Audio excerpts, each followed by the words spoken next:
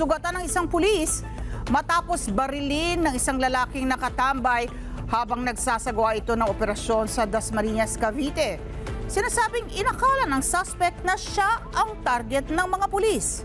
Si Jim Tejano maghahatid ng detalye ng balitang niyan. Tama sa tiyan at kanang hita ang tinamo ng isang pulis Cavite na si Police Staff Sergeant Jose Granados. Makaraang pagbabarilin ng lalaking nakatambay sa isang bakanteng lote sa Dasmariñas, Cavite.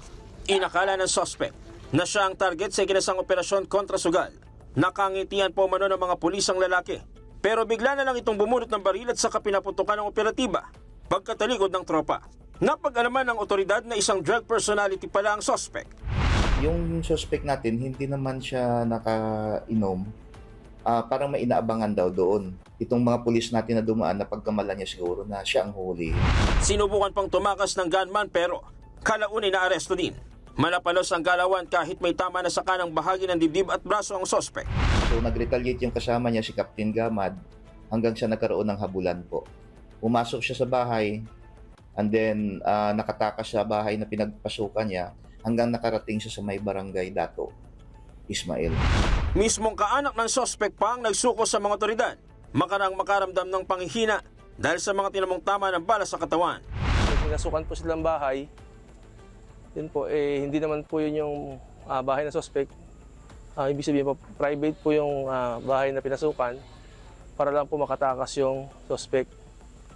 Then po, tumalon po siya sa may, sa may creek at para po makatawid po sa kabilang barangay. Narecover ang baril ng suspect at ilang basyo ng bala mula sa 9mm caliber na baril. Maharap sa mga kasong frustrated murder, attempted murder at paglabag sa Republic Act 10591 o ang Comprehensive of Firearms and Ammunition Act ang suspect. Jim Tejano para sa mata ng Agila. Matatag, matapang, matapat. Maraming salamat sa inyo pong pagsubaybay sa Mata ng Agila Primetime. Para malaman ang matatag, matapang at matapat na mga balita, i-follow lamang at mag-subscribe sa AtNet25 TV.